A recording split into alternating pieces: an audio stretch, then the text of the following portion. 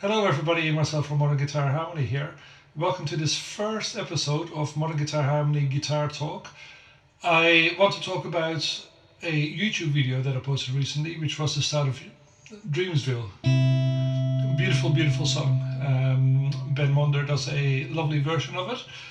But in the video, I started with the C sus chord. You know, it's a bit darker than a normal C triad. It's very bright, isn't it? But then the sus is a bit darker. Okay, so I had two people reach out asking me what I'm doing. So it's just basically a C note in the bass, 3rd fret A string, open D string, open G string, and back to the D. And that sets the C nicely, etc. So sus chords are very important because if you play G, you know, that's fine, C, fine, D, fine, and back to G, you know, that's fine. But it's boring, okay? And sus chords, you know sus chords already. With your D chord, you know how you lift up your middle finger to play the open E string and put the finger back down. So when you lift your middle finger up, it's a D sus 2. And with your D chord, when you put your pinky down on the 3rd fret on the high E string, that's a D sus 4. And these little sus chords are beautiful. So what's happening there is when we play a D chord, and I'll demonstrate this on the open D string. When we play a scale, from the open D string we go tone. A tone is 2 frets, so open D string, tone, 2nd fret, tone, 4th fret, semitone, 5th fret, tone, 7th fret, okay? And chords are built on thirds. Tertiary harmony lets you build chords on thirds. So we go D to the 2nd fret is a second. So 1, 2, 3 basically, the 3rd note in the scale is on the 4th fret. So D to F sharp, you've probably heard that sound already, is a major 3rd.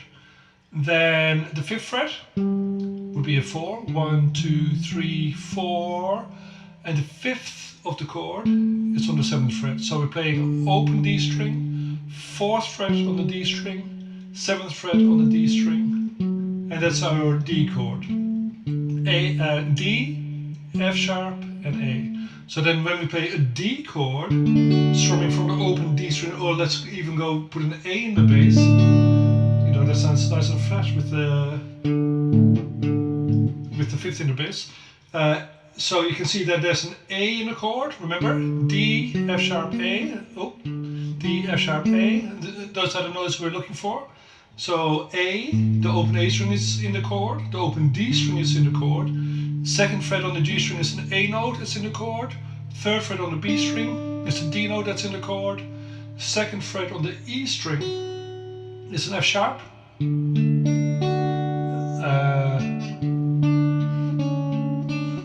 Love Me Tender. But so all of those notes are found in the D chord, okay? And the D chord sounds nice.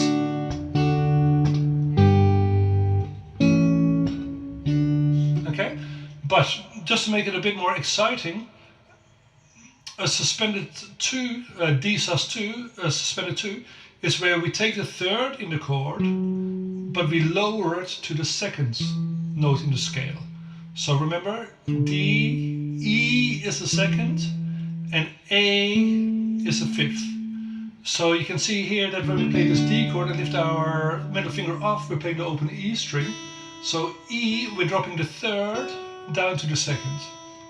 So we're suspending the 3rd. Okay, so now we're playing D, E, A. Okay. So it's a bit more of a darker sound, but once you play with them, it's beautiful. A D sus 4, as you probably realize now, it's your D, remember F sharp, is your third, but we're suspending the third and we're replacing the third with the fourth, with the G note. And A is the fifth. D, G, and A. So, same with our F sharp, second fret on the high E string. We're replacing that, the third of the chord, with the fourth, which is the G pinky on the third fret on the high E string. Alright? It's lovely.